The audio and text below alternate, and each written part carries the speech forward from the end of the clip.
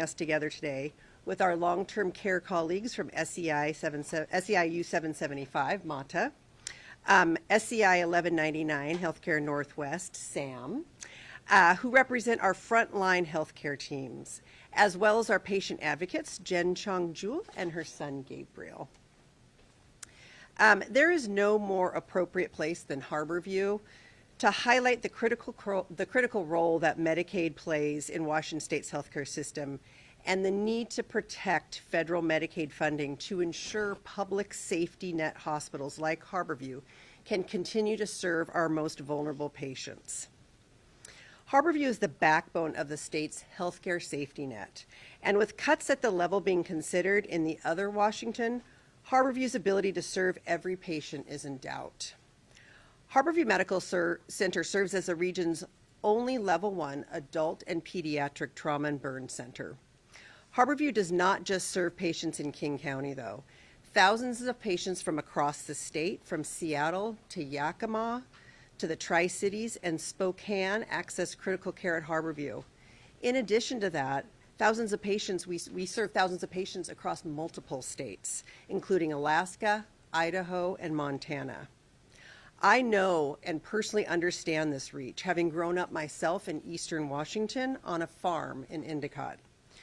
We also provide here at Harborview the most acute emergency behavioral health care in the state and service patients in crisis, due in part to the lack of housing and substance use disorder that they experience. Harborview stands as the state's leading safety net care hospital, with over 34% of our patients reliant on Medicaid for their health coverage, and another 5% currently that remain uninsured despite the Medicaid expansion that has happened in Washington State. Harborview's mission is to serve the most vulnerable in our community. We live that mission by treating every patient on Medicaid who walks through our doors. But as we all know, traditional Medicaid does not cover the cost of health care provided by our excellent nurses, doctors, and provider teams. Under the Affordable Care Act, the federal government expanded Medicaid coverage to significantly reduce the number of uninsured patients. The ACA also provided for increased Medicaid reimbursement for these newly eligible populations. This increased federal support has been crucial for Washington to provide broad-based coverage and for providers like Harborview who serve the safety net. This funding helps UW-Medicine cover the approximately $830 million in uncompensated and undercompensated care that our hospitals provide to Medicaid, Medicare, and underinsured patients, as well as over 68% of the state's medical education and training. Medicaid payments mean the difference between being able to provide crucial services for our community and closing our doors. Congress is now considering significant reductions in federal support for Medicaid. Several proposals have been made to limit access to Medicaid and reduce the federal share of payments for patients and for safety net hospitals like Harborview. Cuts under serious consideration by Congress could now result in an annual loss for Harborview alone of hundreds of millions of dollars. It is impossible to overstate the crisis that cuts of this magnitude would mean for Harborview and for the state's entire safety net. Reductions in Medicaid funding won't only affect and impact individual healthcare providers. They'll send shockwaves throughout the system, with the effects on one facility closing or shuttering its doors, compounding challenges for others, and ultimately compromising care across the board. They won't just affect Medicaid patients. These cuts will disrupt the financial balance that supports the entire healthcare system, reducing resources and access to care for everyone, no matter their insurance. The effects will be felt by our communities, our neighbors, our families, and our friends, all of us. It is now my distinct honor to introduce our Governor, Bob Ferguson. Governor Ferguson has been a long supporter of Harborview and our mission from his time serving on the King County Council. We are proud to host him today. Thank you, Governor. Really appreciate it. Thank you very much. Appreciate it.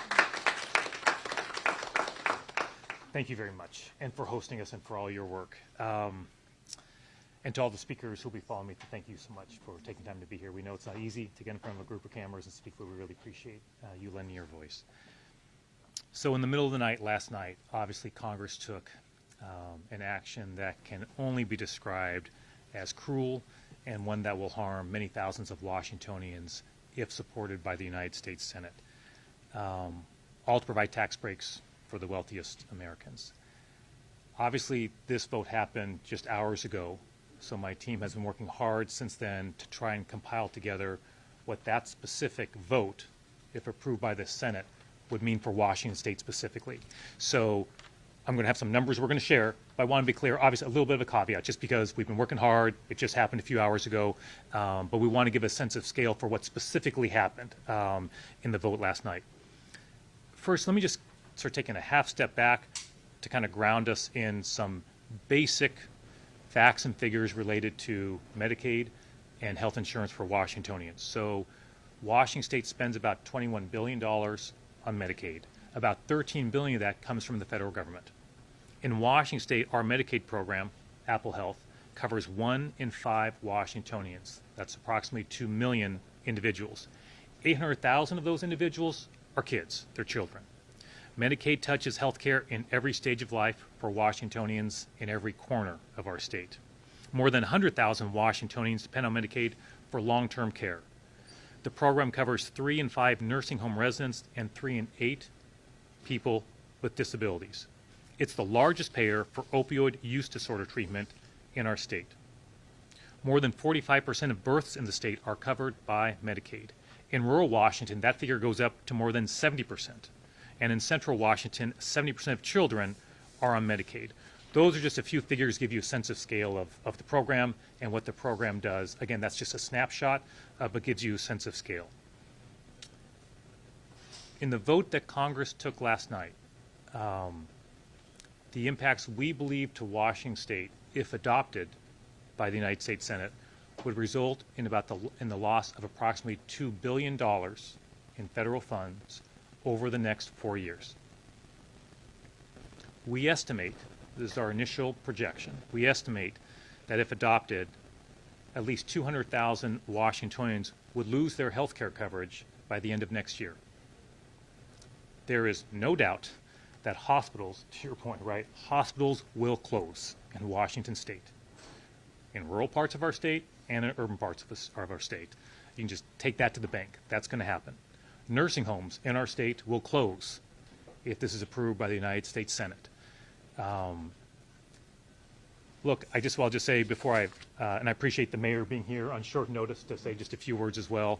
But I think his willingness to come on very short notice is also an indication of just how serious we take this vote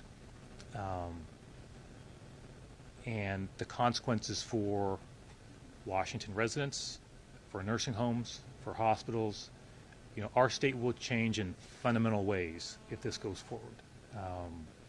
And before I turn this over for the mayor to say a few words, I just so appreciate all those who work in healthcare, right, who advocate for the important work that's done in this industry, and it's under a really serious threat.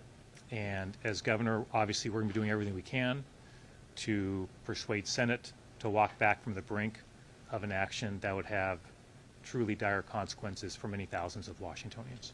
Mayor. Thank you, Governor.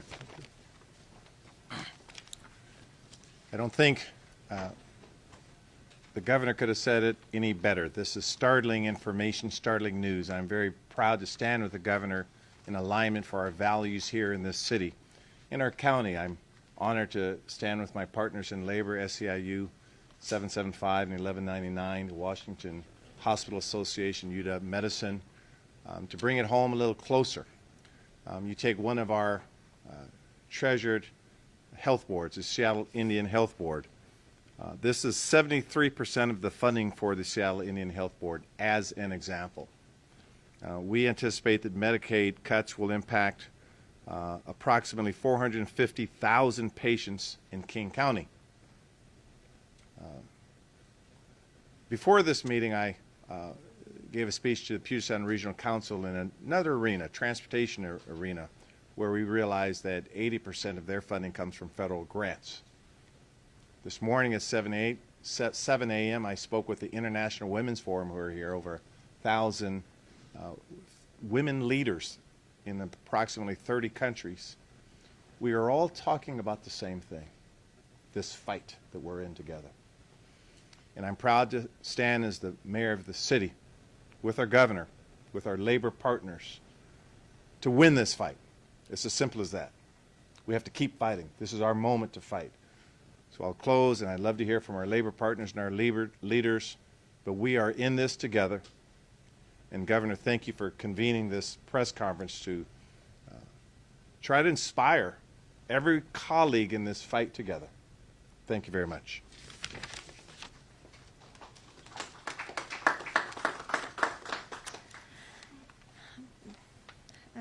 Hello everyone, my name is Mahta and I'm a home care aide.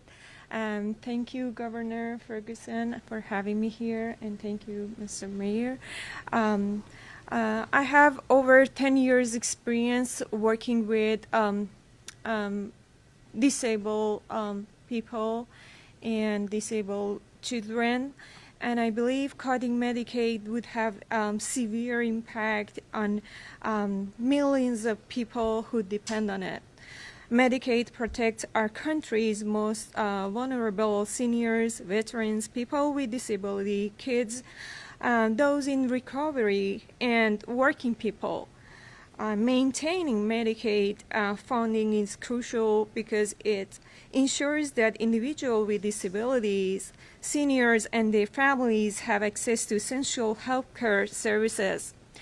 I have a client, his name is John. He's a 90-year-old man who uses wheelchair due to spinal cord injury. John relies on Medicaid to cover his regular physical therapy sessions, necessary medical equipment like his wheelchair, prescriptions, medication, and in-home care assistance. Without this support, he might face significant decline in his ability to live independently and safely at home. For healthcare workers, like my coworker, HCAs, especially caregivers, nurses, and other whoever is involved in healthcare system, Medicaid provides stable jobs and funding for services they deliver.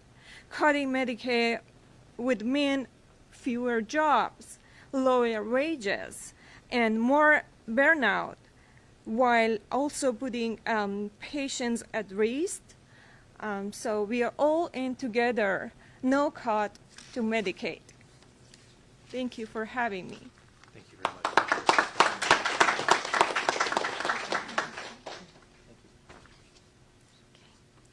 Thanks for having me here, everybody. I'm Sam. I'm an RN here at Harborview. I've worked here for 12 years. It's been my pleasure.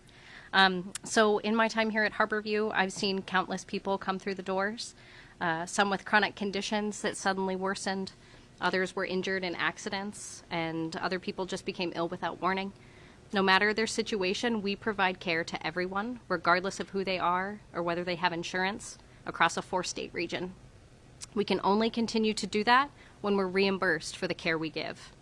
When we care for patients without any funding, it stretches our resources thin. We have fewer dollars for our essential care, things like maternal health, Alzheimer's support, and diabetes education. Every unfunded visit limits the care we can offer to the broader community. And I've already seen the consequences when patients can't afford their care. Diabetics who skip insulin end up with thousands of dollars in emergency medical bills. Patients who arrive septic and an organ failure will have untreated infections that could have been addressed. Unhoused individuals will lose limbs because they've been exposed to frostbite during a snowstorm. Losing health coverage doesn't make chronic health illnesses disappear. It just forces people to go without treatment. Preventable conditions become emergencies. Patients get sicker more often and stay in the hospital for longer. This raises the cost for them and for the hospital, leaving them with debt they can't repay and with hospital beds that are totally filled up. The consequences are there for all of us then. When your loved one has a heart attack or a serious illness, they'll wait longer for care and receive less of it because our system will be overwhelmed. Harborview is here to serve everyone across our region, especially those that others turn away. We're here when life takes an unexpected turn, but without adequate Medicaid funding, we can't continue to meet the needs of our community. Cutting Medicaid doesn't reduce the need for cutting Medicaid doesn't reduce the need for health care. It just shifts the costs, creating more illness, more disability, and more unnecessary suffering. In the end, taxpayers bear a larger burden, and people face negative outcomes that could have been prevented. Our health system is already fragile. It wouldn't take much to throw it into crisis. If we want to preserve timely, life-saving care for all, we need stable funding for every patient, including the poor, the elderly, and the disabled. If we can only keep the lights on and our care teams at the bedside if our system is adequately supported. Thank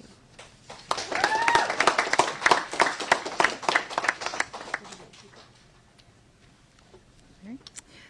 Good morning. My name is Jen Chong Jewel, and this is my son, Gabriel. My son is one of the approximately over 800,000 children and youth who are supported through Medicaid and connected services. Beyond health care, it has helped my family through our most challenging times. Medicaid has helped to cover the cost of surgeries, therapies, and medical equipment. It has provided access to personal care hours, respite opportunities in the community, and access to assistive technology. Medicaid allows my son and so many other children and youth to live, be supported, and thrive in their communities. There were years I was supported through the Affordable Care Act. I worked part-time and my job didn't cover health care.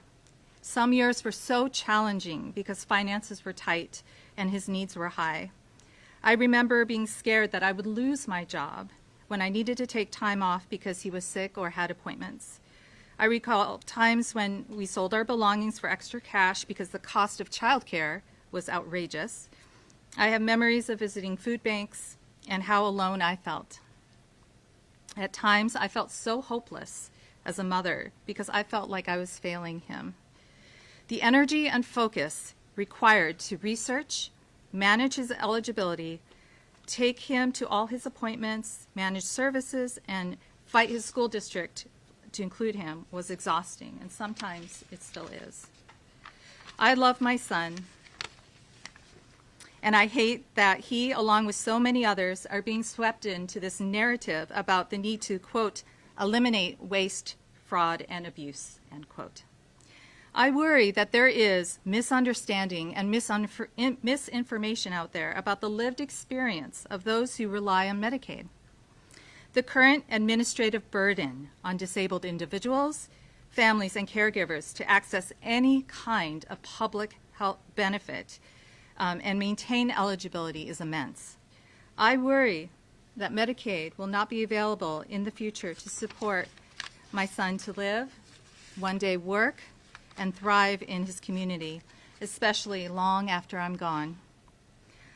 I am not alone in these fears. I am part of a community that continues to speak up and out about what these cuts will do to our lives. We are more than a number or some data point. We are the expert on our own lives. Please be curious and connect to community. Hear what we are saying about the impact of Medicaid cuts. We as community need to connect and protect the health and well-being of each other. This is serious. Congress needs to protect Medicaid. Thank you.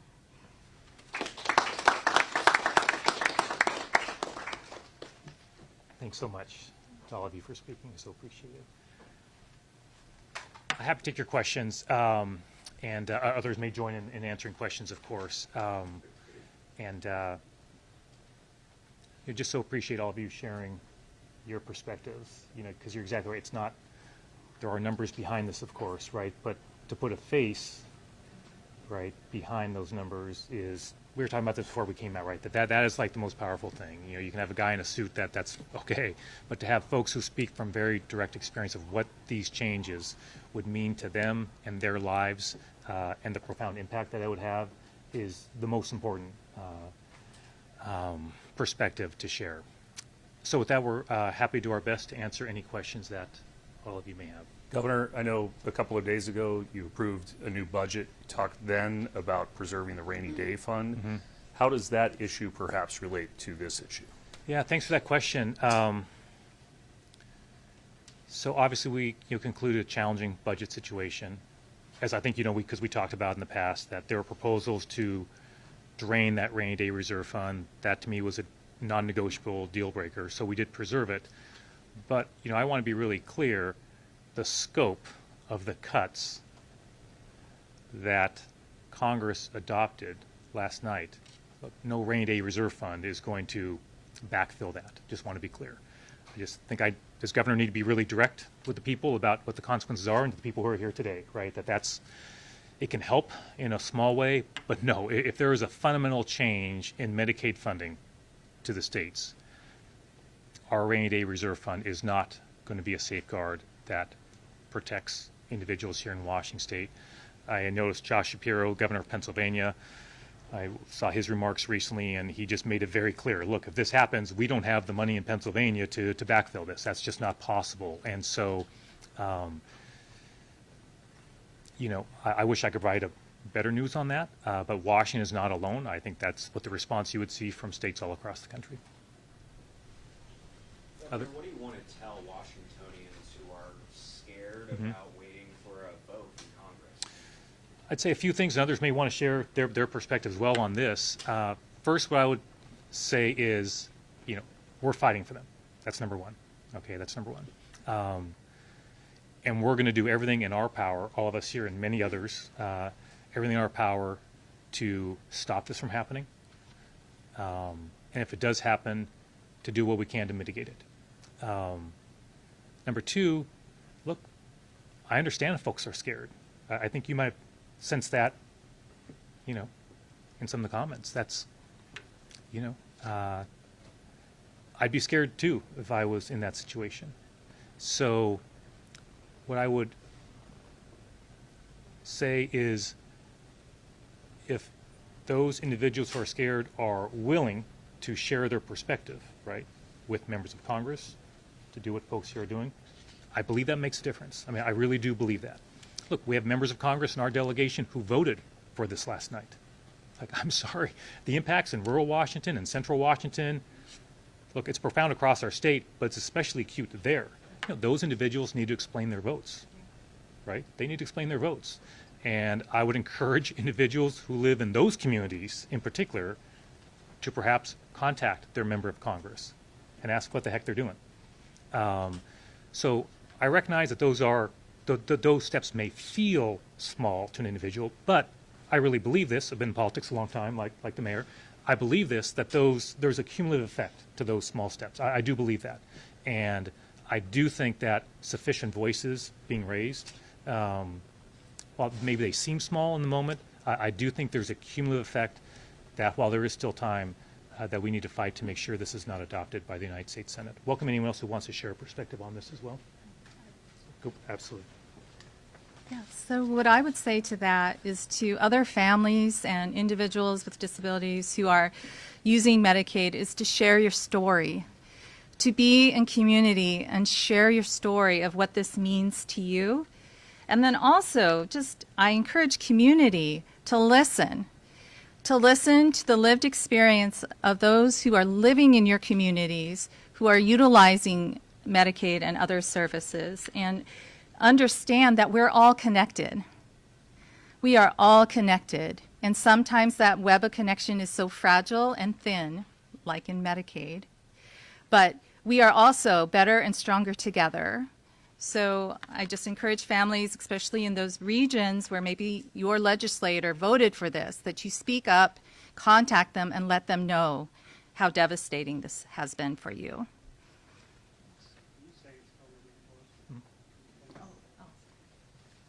My name is Jen Chongjul.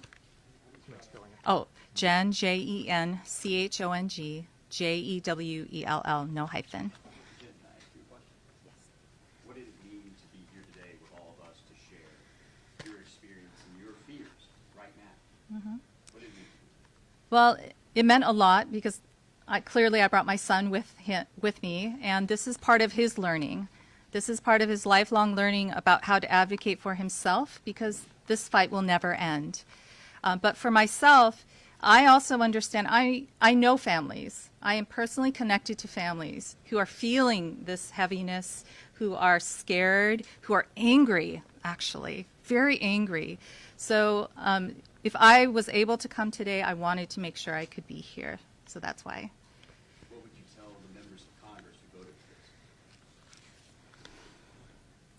this? Say, see your constituents very clearly and understand that they have lived experience that you need to pay attention to, that your constituents are not numbers or data points. These are real people. Yeah, thank you. What your son received care for? Yes, so I mentioned he has received not only health care, but also it's covered like surgeries and therapies. There is this very complex system that we have that Medicaid actually connects to other services and supports that are so crucial for him. So respite in the community is another example of that. Access to assistive technology to help him communicate. Those are some other examples. Governor, Sorry, just before that, quick, Sam, did you want to add something? I take your question. I think Sam wanted to jump in. I Yeah. did. So I think this is an issue of folks not really understanding what Medicaid does for the world, for at least our community. Any of us could end up on Medicaid. If you get hurt and you can't work, oh, look, you've just lost all of your health insurance, and you're going to need some for all of those medical bills for the injury you just got. Medicaid is what you are going to use if it's there for you. And if it's not, you don't get health care. You won't have coverage. You will go into life-altering debt because you were unlucky. And so any of us could be unlucky and have our lives totally change. And this could affect each and every one of us. Just one last on that question. I think it's really important to understand how healthcare systems work and how healthcare delivery works. As we take financial impact from Medicaid cuts, it is not a program that will close to Medicaid individuals. If a rural hospital closes in Eastern Washington, where I grew up, it's not going to impact just individuals who receive Medicaid. It impacts every member of the community. The entire hospital closes, the entire clinic closes. So what I would say to elected officials and constituents out there is, it's not about just Medicaid individuals. It's about the health care for our entire country. Governor, For the governor, just to follow up on Keith's I'll come back to you. Yeah. I'll come back to you. Go ahead. Sorry. All right. We had seen some pretty significant cuts to public employee benefits at hospitals in the state budget. So just wondering if you can kind of talk about how your office is prioritizing and thinking about Medicaid issues compared to some of these other serious challenges that hospitals, including your job, are facing. Yeah, I mean, between now and my supplemental budget that I propose in the year, we're going to be having a lot of conversations with folks who work in this industry to do what we can to make sure we take an approach that helps them navigate a really challenging time. The one thing I know for right now is we have a challenging time, but what happened in Congress a few hours ago makes a challenging situation dire. I mean, I'm just not throwing that word around. I want to be clear, right? I want to be crystal clear. It's dire. So I think some are very clear. Hospitals will close. Nursing homes will close. That will impact, as you heard, not just folks who are on Medicaid, Washingtonians all across our state. So, look, right now it is a 4-alarm fire. It is all hands on deck. This is something that my team is working on very hard right now in multiple ways. But what's right in front of us, right? What's right in front of us, the crisis of the moment, is this vote in Congress and the, it's hard to choose the right word, right? But the disastrous consequences that will unfold if it goes forward. Yeah. When you talk about the numbers, you said your team estimated by next year, if this goes through the Senate, 200,000 Washingtonians are going to lose their health care coverage. When those words came out of your mouth, did you believe it at first? Well, I mean, I guess I did. I mean, I saw obviously my team. We've had lengthy briefings this morning in light of the vote last night. And look, I understood the vote was, deeply troubling.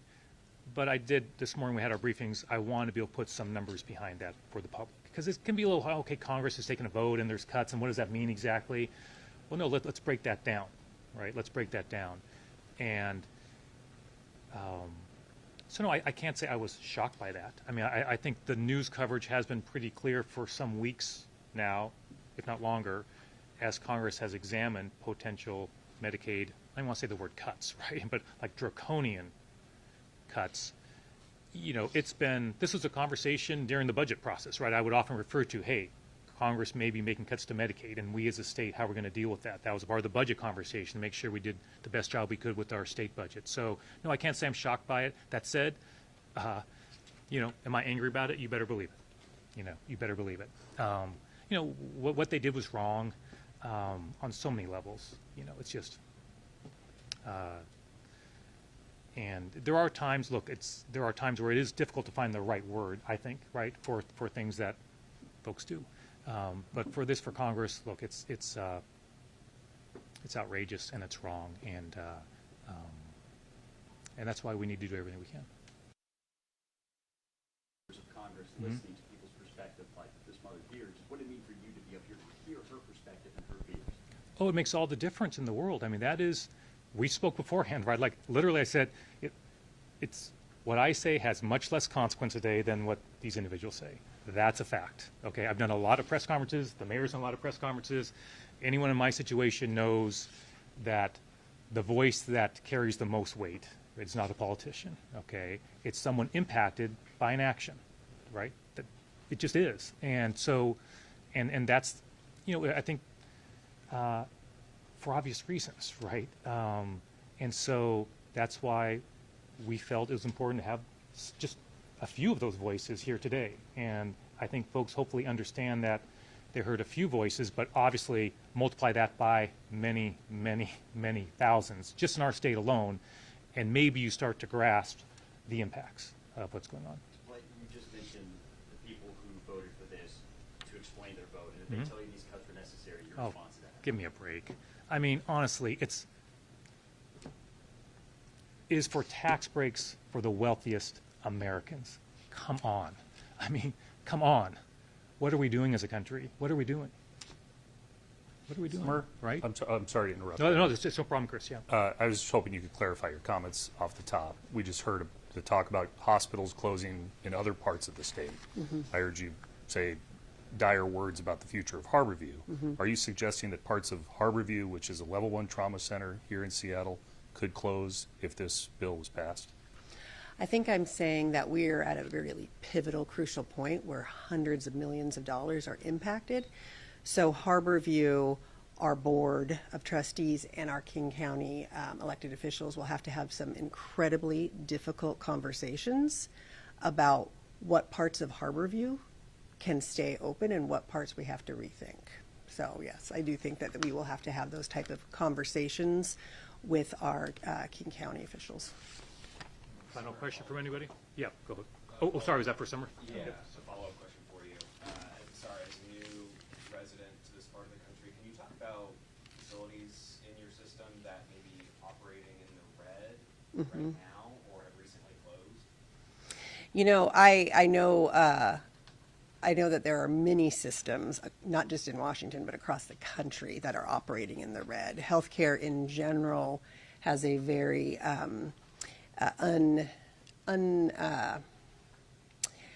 I would say the way that it is reimbursed is very backwards, and it makes it incredibly hard to keep things like big hospitals, little hospitals, middle-sized hospitals up and running. There are many hospitals in our state already who are closing pieces, programs, things like OB care, right, maternal health, clinics, reducing access. There are hospitals that are closer to closing than others. I'm not privileged to really say that right now, but yes, it is more real than we would all like to think. What can you say about what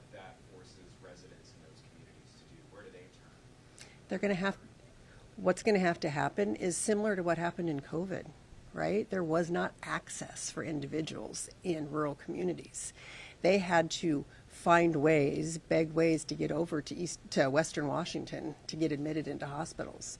Western Washington then became incredibly overloaded, right? The hospital system only has a certain amount of capacity, and when you start to take down that critical access structure that is so important, not just in Washington, Alaska, Idaho, Montana, you impact the entire system.